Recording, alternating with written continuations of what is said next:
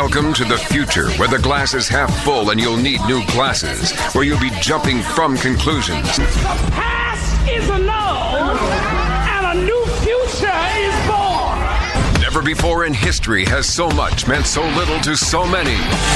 AD on the radio.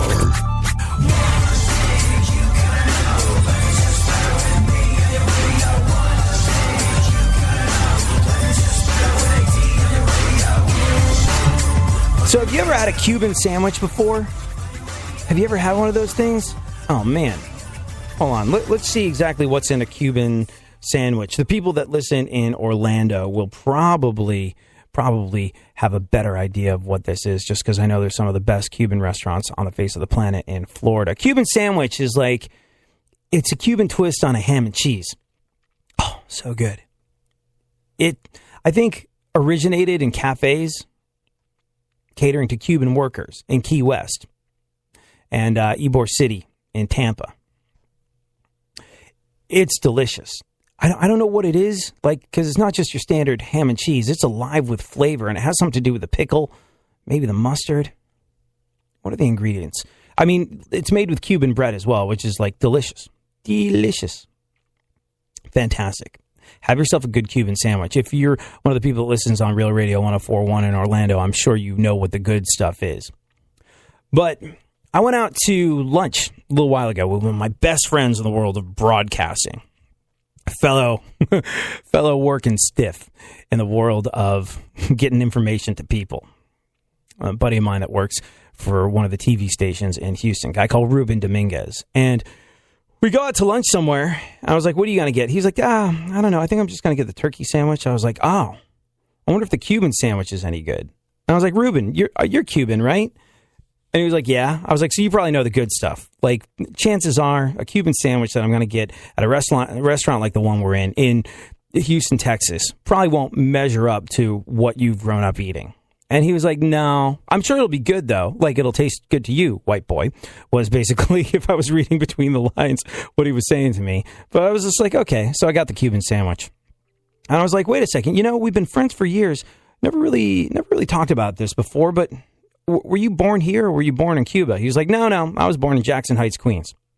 So I'm from here. I was like, do you feel roots with your Cuban family? He's like, well, my parents are very, very Cuban. Like, they really are. So, yeah, I mean, he's like, ultimately, I'm American, but, it's really nice to get a little window into the world of what my parents went through growing up because, for the longest time, couldn't go back there, had no idea they would tell these stories, and as vivid and bright as the stories could be, as vivid and bright as the stories could be, so much the better, because I couldn't go and see for myself the things that they were talking about because we were here in America and they couldn't go back to Cuba. I was like, well, what about now? What about now? What about now that you kind of can go back to Cuba? What would that be like?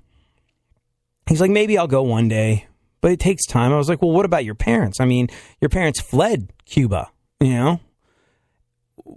Are they going back?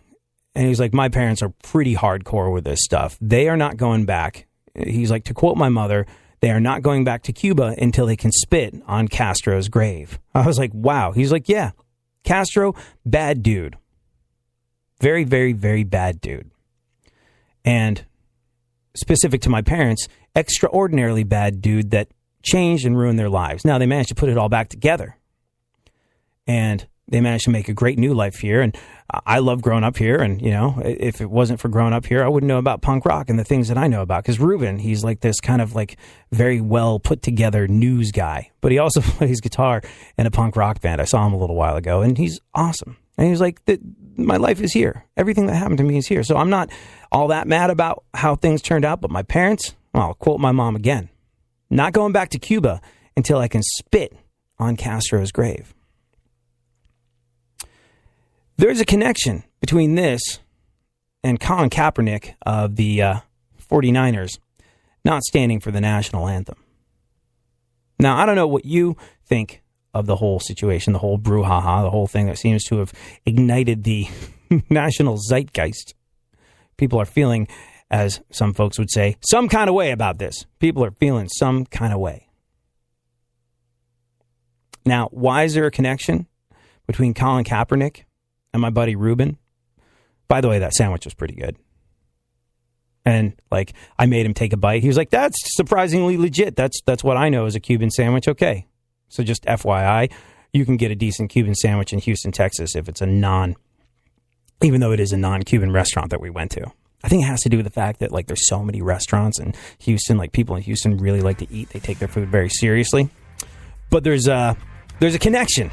There is a connection between Ruben's parents, Castro, and Colin Kaepernick that we're going to explore today in the show. Thank you for hanging out.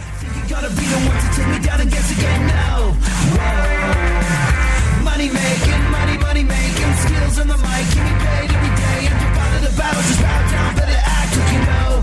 Whoa. Come on. Crowd. Real Radio 104.1. Where the left and right come together for fundamental truths. AD on the radio, on Twitter at ADSXE. Yeah, I do what I want, when I want, how I want. Every day you're going and working, running that rat race at that pace and that place will leave a bad taste for anyone, everyone working day after day. So buddy, I gotta say, there's gotta be a better way, yeah. How'd you do in school? You make good grades? Decent grades? Excellent grades? Chances are, the hotter your teachers were, the better the grades you made. I never had that. I never had a crush on any of my teachers. I would always hear about people having crushes on their teachers and things of that nature, and I'd always be a little jealous just because I loved my teachers. My teachers made a huge impact on my life. I mean, some of them made my life a living hell, but there were a couple of really important and special teachers to me that I'm forever grateful for. But I never had a hot teacher. I would always hear my friends be like, oh, Miss So-and-so, the teacher's English is so hot. I'm like, oh, I don't have Miss So-and-so. I have Miss somebody else, and they are an awesome teacher. But they've never gotten my midsection singing Sweet Virginia. And apparently, my grades might have been better if I did have teachers that got one's juvenile midsection singing Sweet Virginia. It affects your grades in a very positive way when your teachers are easy on the eyes. Who knew? We'll discuss the scientific relationship between these two seemingly unrelated things a little later on in the show. Right now, though, speaking of seemingly unrelated things, Colin Kaepernick not standing for the national anthem. Everybody knows this. The headline is, Colin Kaepernick isn't standing for the national anthem. I've got an alternative headline for you. It has something to do with Castro. But this is a dealy deal, yo. Kaepernick didn't stand during the national anthem before a preseason game this past Friday just gone by. In the world of professional sports, it's the most notable thing he's done in the last couple of years. But Colin said it's about police brutality and racism. He didn't want to show pride for a country that oppresses black people and people of color. And before you mention his $126 million contract, he wasn't talking about himself. Right or wrong, he thinks he's making a statement for people who don't have his platform.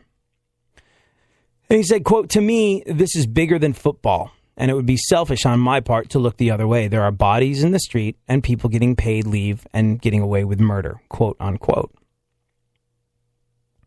The NFL line on this is that players don't have to stand. They're not required to stand during the national anthem. They like it if they do, but they're not obligated. Colin said he doesn't plan to stand going forward until things change, and he feels like, quote, "the country is representing people the way it's supposed to." Now, obviously, Colin is getting major pushback over this. One dude made a video that went viral. There's a very good chance you've seen it. If not, I'll tweet it out, where he took off his hat. He stood for the national anthem while saluting a burning Kaepernick jersey, which is kind of scary. And people that played for the NFL were also split. Victor Cruz, he's a receiver for the Giants. He said, you got to respect the flag. You have to stand up with your team and understand that this game and what's on around the country is bigger than just you. Alex Boone, who used to play with Colin, said, we're out here playing a game, making millions of dollars. People are losing their life, and you don't have the common courtesy to do that. That just drove me nuts. Colin said he meant no disrespect to the military. and the people dying for our country. He said he's standing up for black people who are being killed without consequence. He said, I don't see it being a distraction. It's something that can unify this country. If we have these conversations, there's a better understanding of where both sides are coming from. And we stand a chance of making sure that everyone is treated equally and has the same freedom.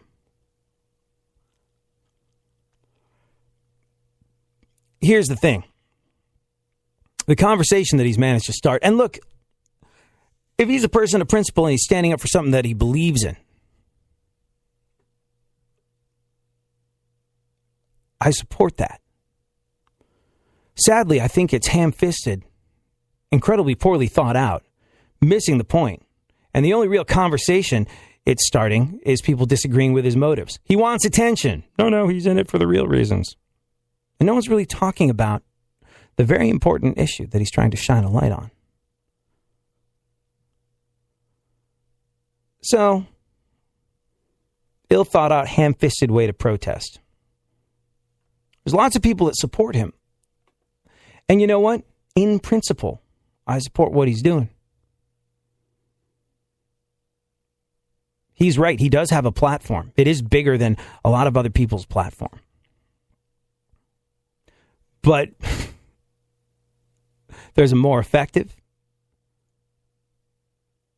more respectful way of doing this that would be listened to in a much more sympathetic manner. Got any questions about how our military feels on the subject? There's an Army Ranger veteran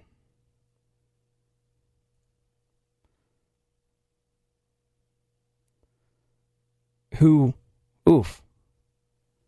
man, as a member of our military, really nailed it on the head. I don't know if this guy is black or white or whatever. Oh, wait, no, here's a picture. He's definitely not white. I'm not entirely sure that he's black. But what would that make him by Colin's estimation? A person of color? He said something truly insightful that I'm really excited to share with you.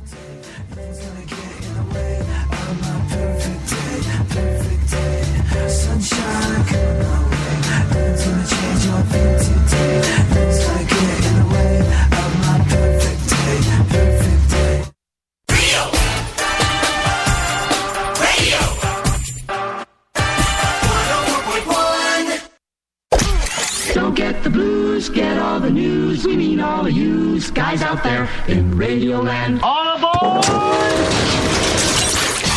He's back. AD on the radio. Give it up, yeah. Give it up, yeah. Bring this on, come on, come on. That's the way you do what we do. That's the way you do what we do. That's the way you do what we do. So, Dorian Majayed, and if I'm mispronouncing his last name, I apologize in advance. He spoke out about Colin Kaepernik sitting out the national anthem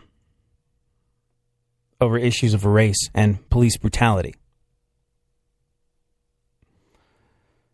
He said his NBA counterparts protested the same ideas in a way that neither hurt the country nor ignored the ideals that people of color have fought and died for.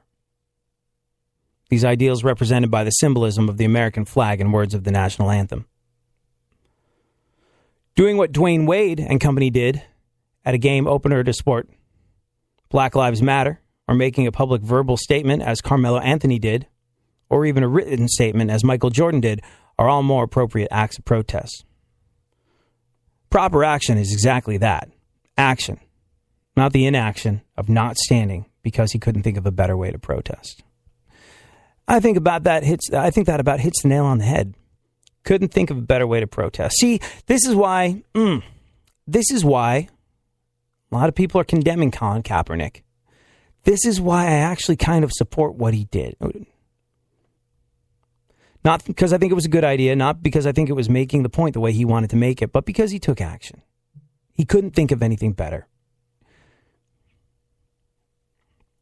And he does have a platform that is larger than those of the rest of us.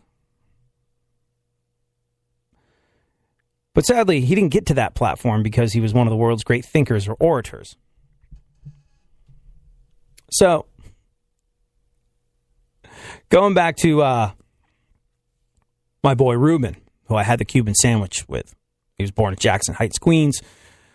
But as I was having this Cuban sandwich with him, I was like, what about now? You can go back to Cuba? And he's like, maybe I will one day. I was like, what about your parents? And he said, well, my mom's only going back when she can spit on Castro's grave. And that's a direct quote.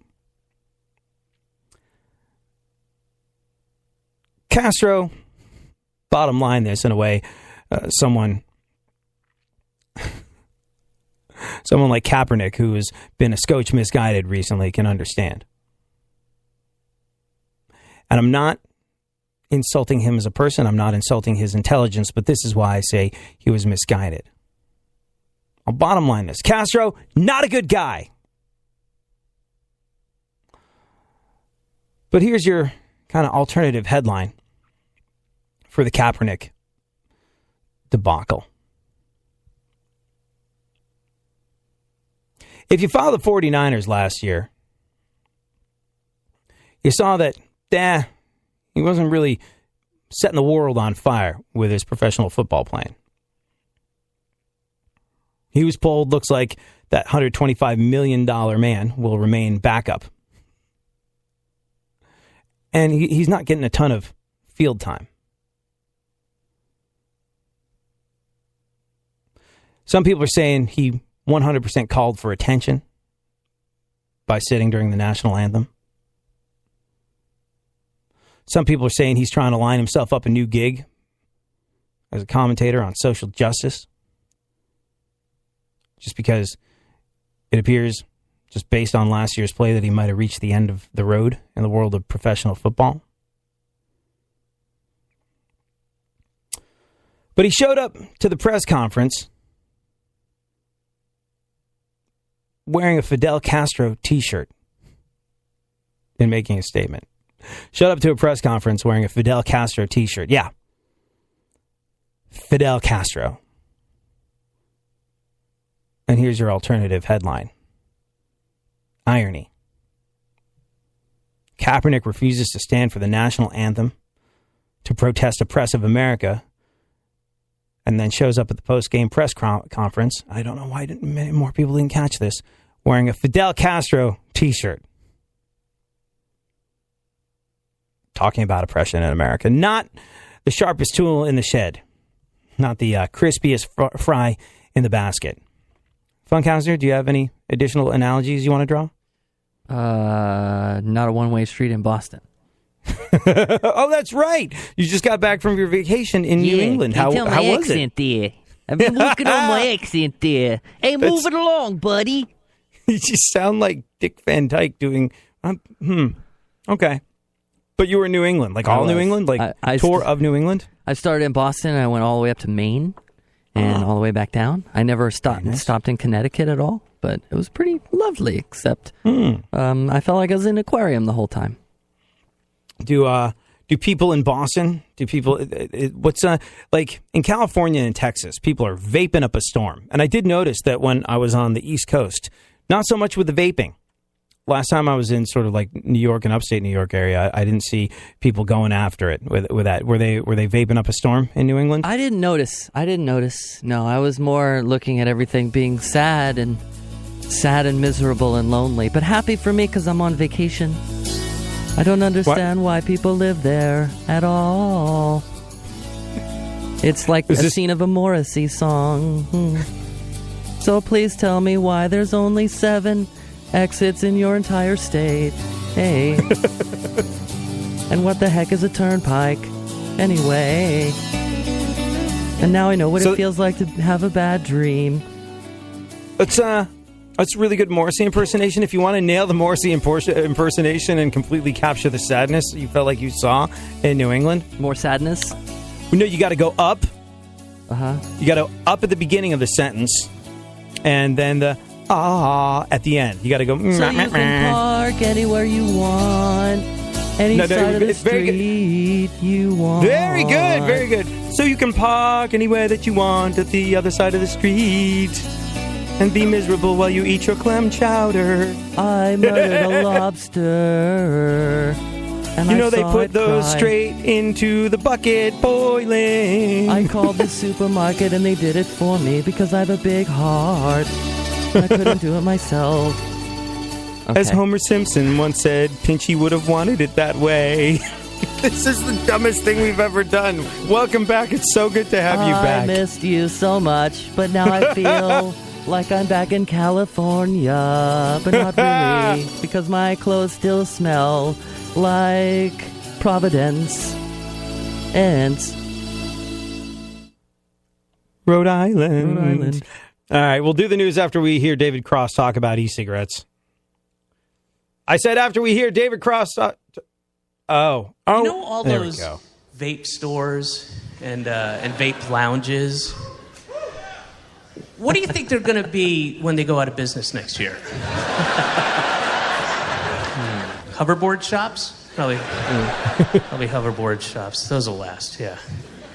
And I really don't get the appeal of that e-tobacco, because I smoked for years and years, and I don't ever recall going, yeah, that's okay. But I wish it tasted like a Cinnabon. Oh, well. I guess until technology catches up with my desires, I'll just have to keep dipping it in Airwick and rolling it in Pillsbury frosting to get my vape on. Pillsbury. All right, Funkhauser. We're going to talk about why your grades would be better had you had a hot teacher growing up. I had a hot teacher. It's so good to have you back. Thank you. After super producer to the stars, Barry Funkhauser, reads the news.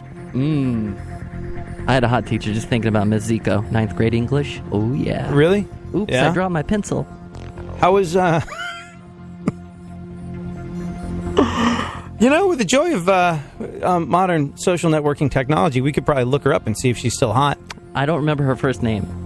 I don't even think she had one. Zico? Zico. Do you remember? Ziko. It's not a super common name.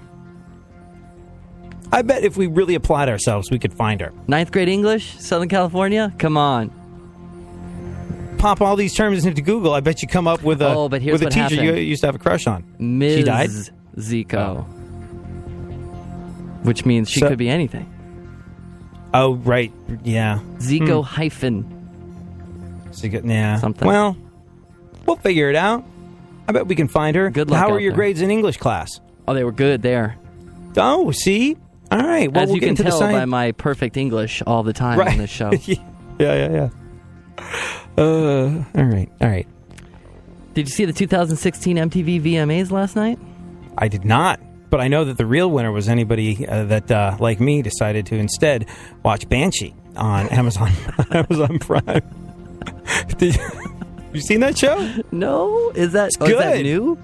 No, it just ended, so I can watch it. Like, as soon as something ends, that's when I can start binging it. So, I don't know. There are 3 or 4 seasons, and I watched the first season recently, and it's quite the page-turner.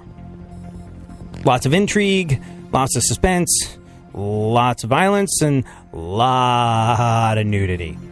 Like, the only thing is like, it's set in this little Amish town in Pennsylvania called Banshee, which apparently is where all the supermodels come from before they make their way to New York City, because like every last woman from Banshee in this show is just like, I can't remember the comic that did it, but you know, the guy who described him is so hot it makes you angry, where you look at him and you're like, no, I'll never have that. Ah! They're all None like of these that. girls are from New England.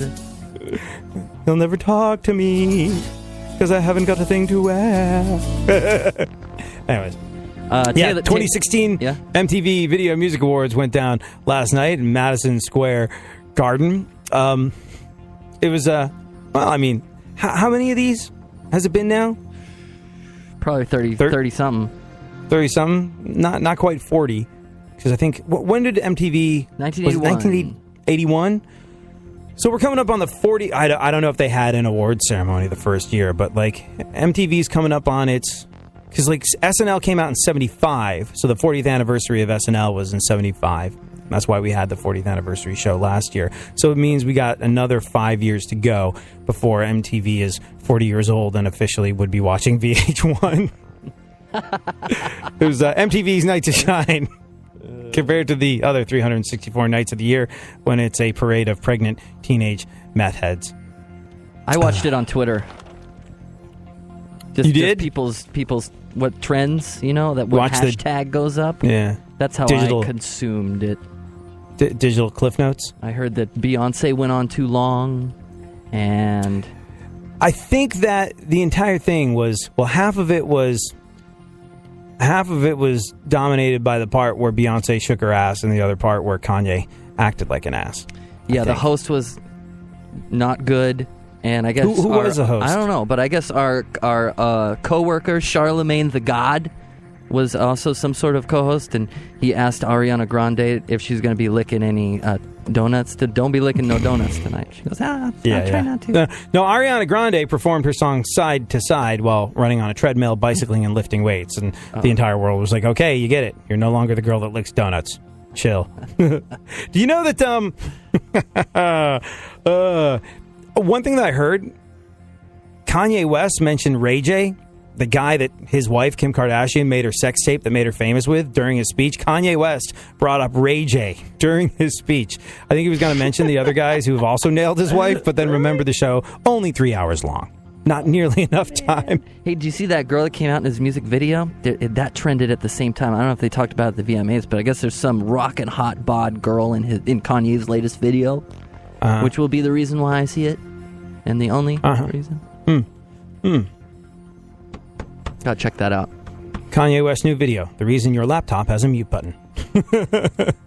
I actually like Kanye West's music. He the last time I really do think that he's a thing when it comes to creating music that reaches people. Like, there's no two ways about it. You can't take that away from him. But he's kind of become like one of those actors that you see way too much of, where you're just like, it's distracting from the music. It's distracting from the art that he creates. I'm gonna let you finish, but yeah.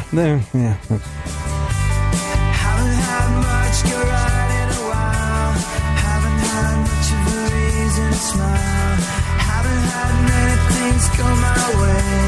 Haven't had many sunny days. Haven't had many things go right, but I've had... Always fair and mentally unbalanced. KPRC AM 950, Houston's more stimulating talk radio.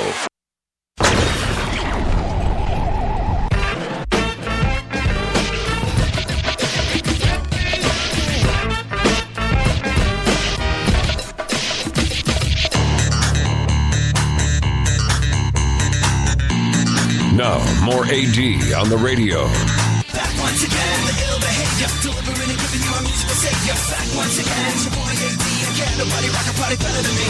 Back once again. So did you see, you can hit the news bed, Funkhauser. Let's go straight into the news before we talk about why your hot teacher equals better grades in high school. Okay. I was into it there for a second. Yeah.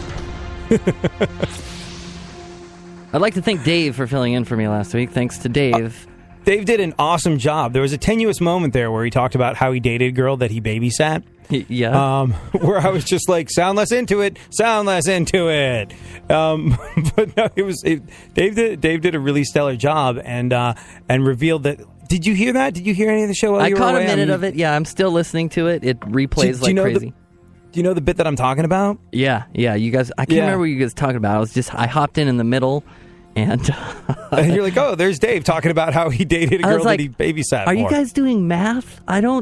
So he's when and you're what? That's about when I caught it. When you guys were trying to figure out the age gap.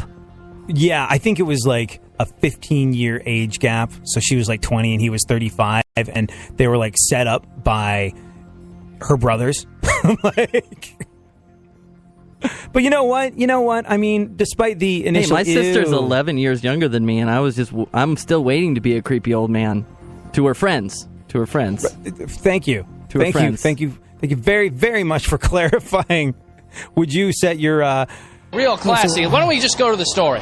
So that means your sister's 21, right? It's like... She's 24, I'm 35, so we got 11. Oh, 11 years difference. Mm-hmm. Okay. So if she's 24 years old, would you set her up with Dave Hines?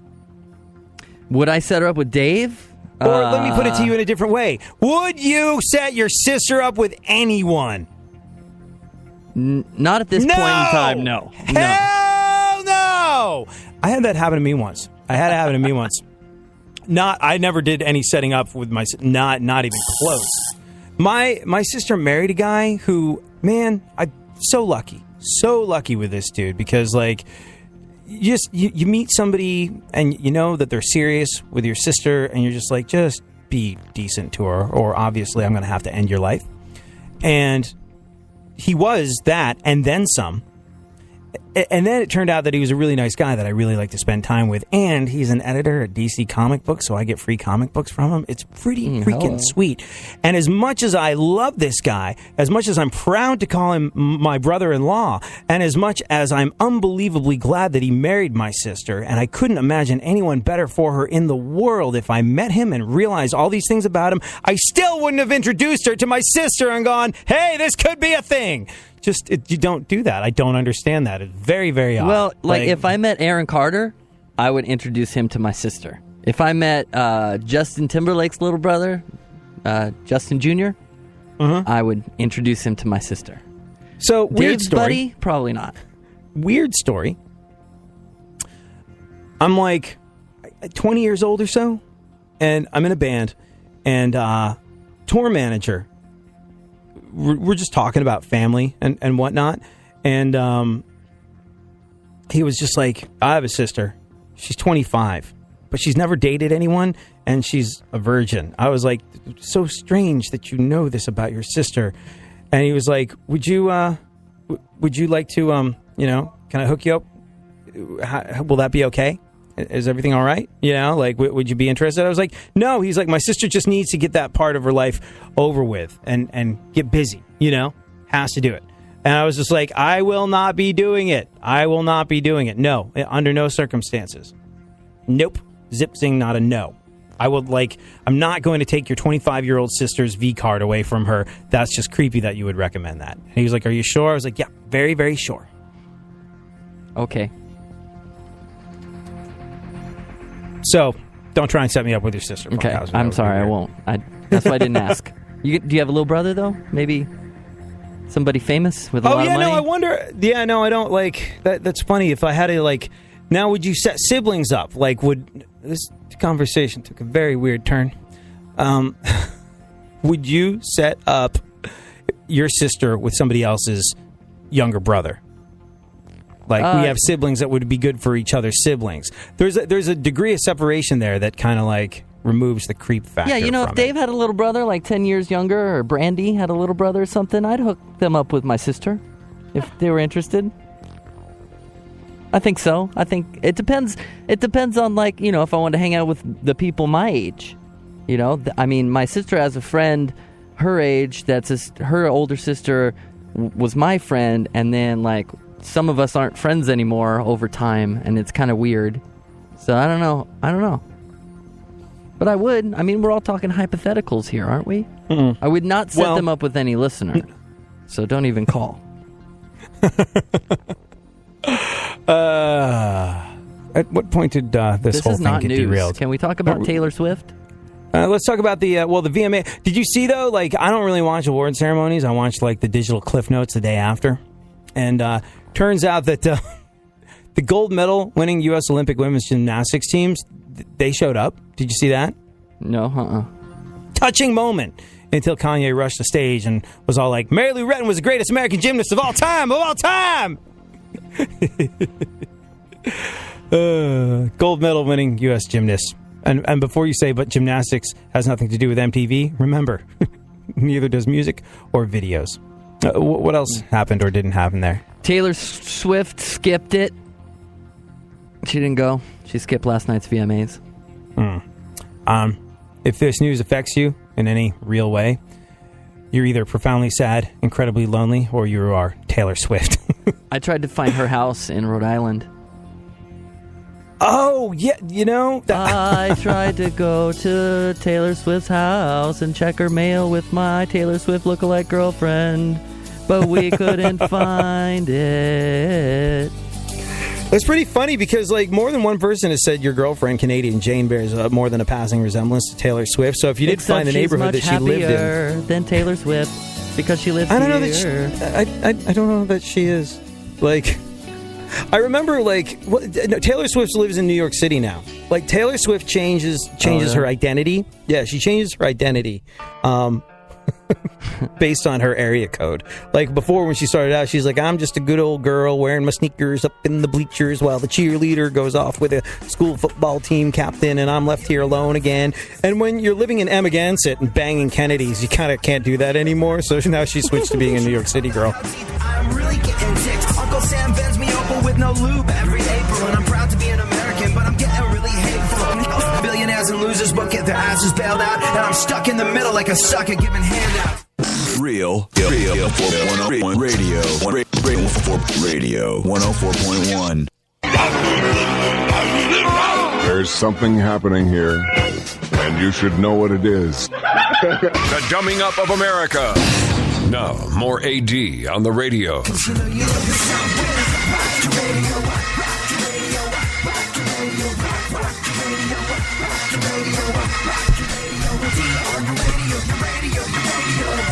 All right, let's roll through what remains of the news, Funkhauser. Let's focus. Let's do some news.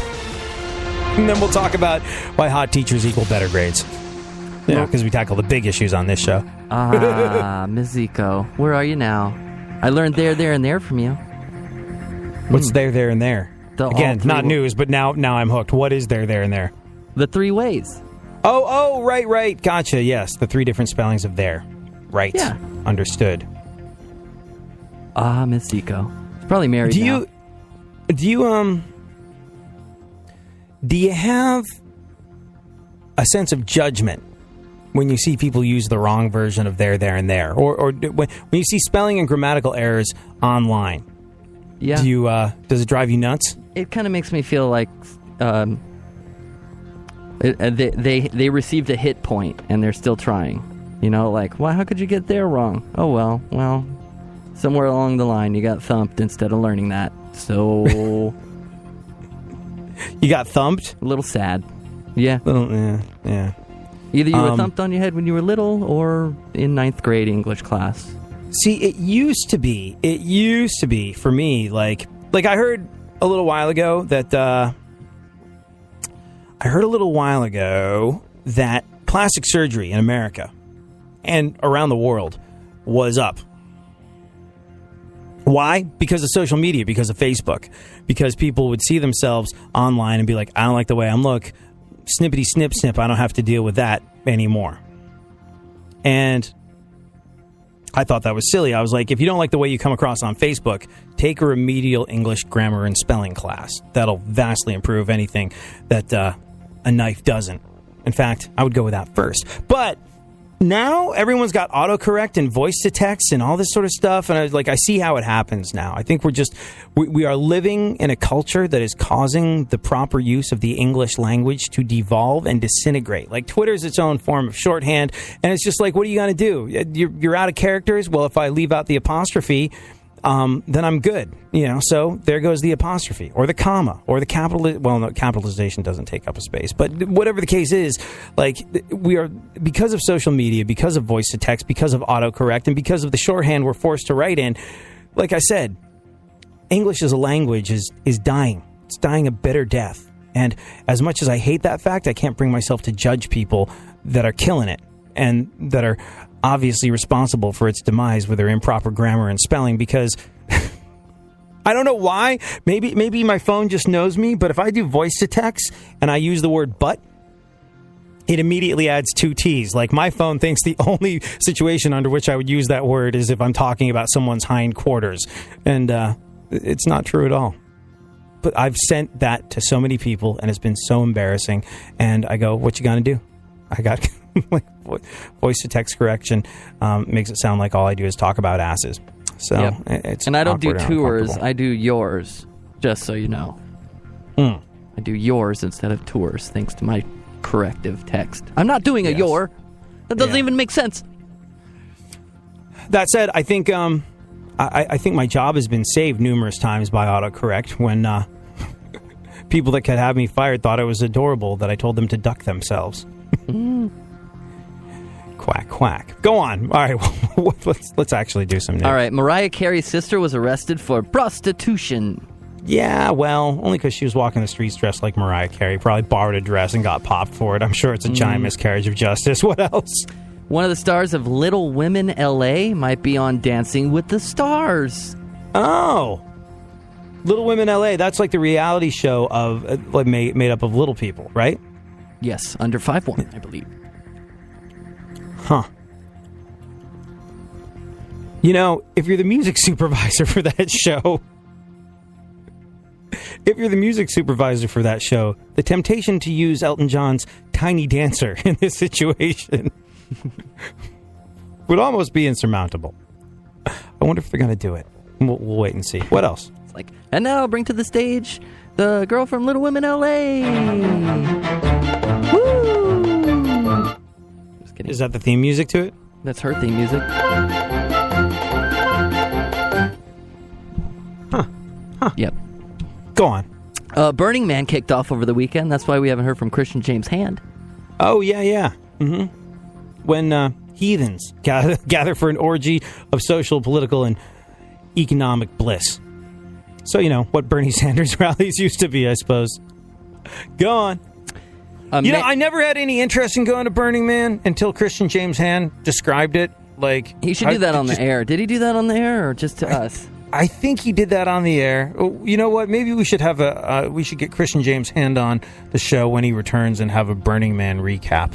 Like, I think that could be a thing. I think Brandy's going also. We gotta... Oh, you went already? Oh, she got married there. Hold on, wait. Brandy's in the studio? Yeah, she's here. Grab a microphone and headphones.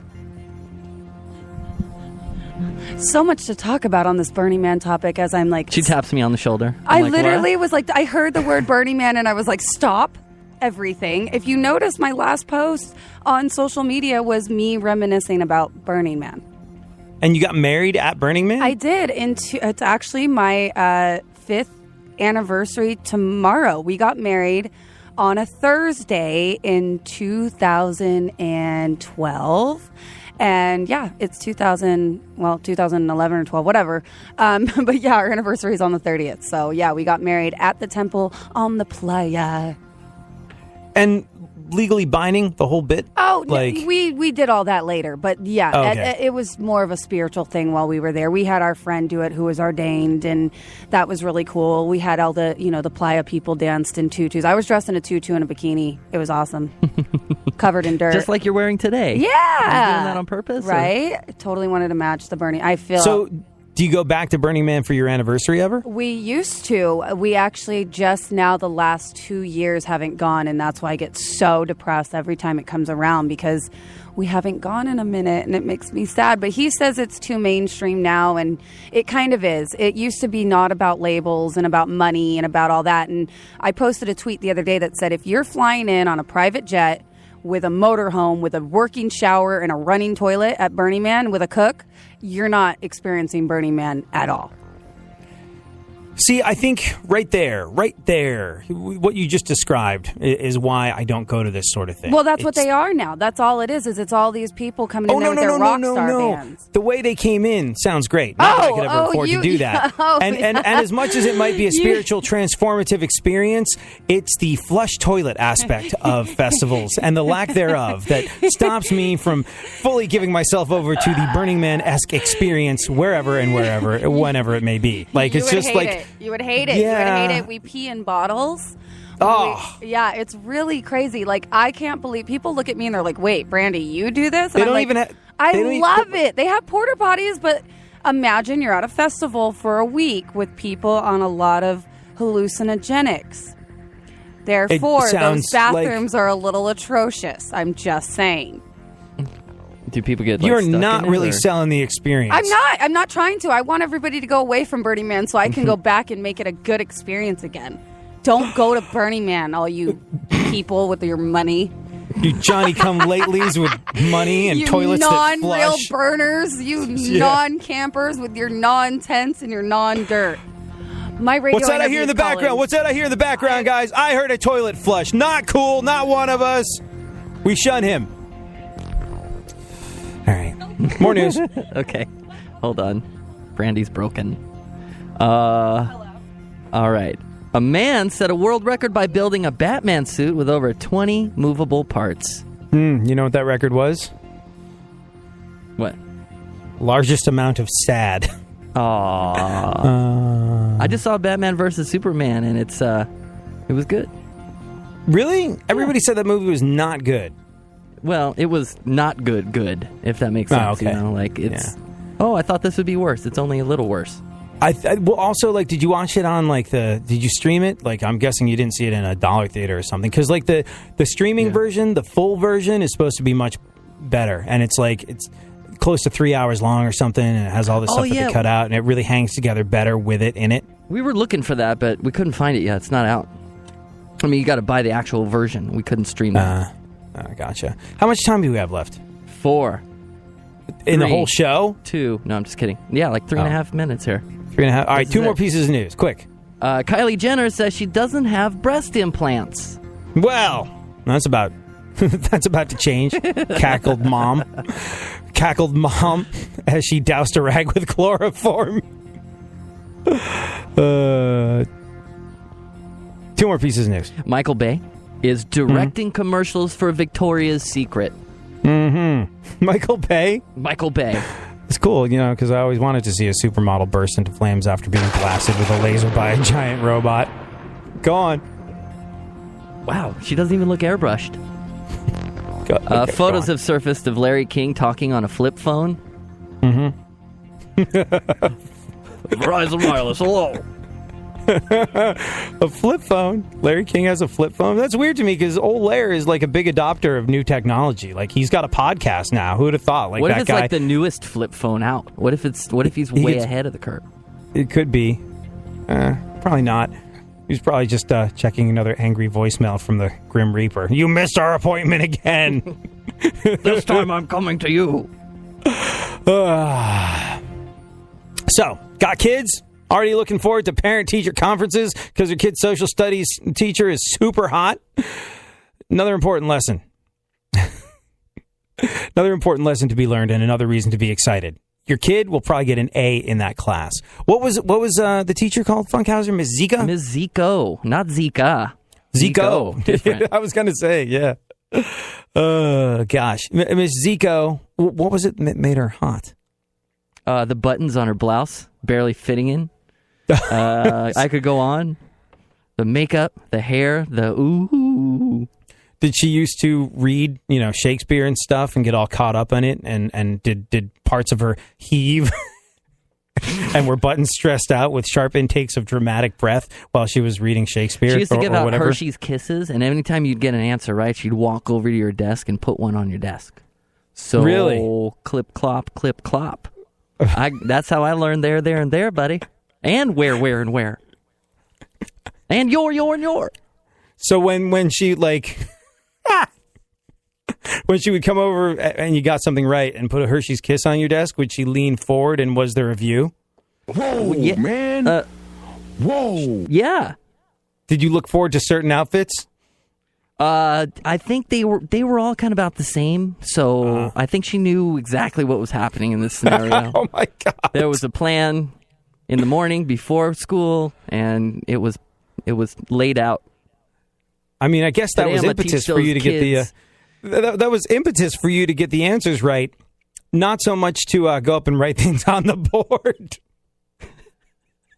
According to a new study out of UNLV, that bastion of higher education, students do better in school if their teachers happen to be really, really, really ridiculously good looking. The researchers had some students listen to an audio recording of a lecture and look at the photo of the person who they thought was giving it. Some of them saw a photo of an attractive teacher. Some of them saw a photo of an unattractive teacher. And when they took a test on the lecture afterwards, the kids who thought they had a good-looking teacher got significantly better scores. They also gave the teacher better reviews. There you go. Once again, life is unfairly weighted to the advantage of good-looking people, which is why Funkhauser and I are relegated to radio. Sad trombone. It's good to have you back, Funkhauser.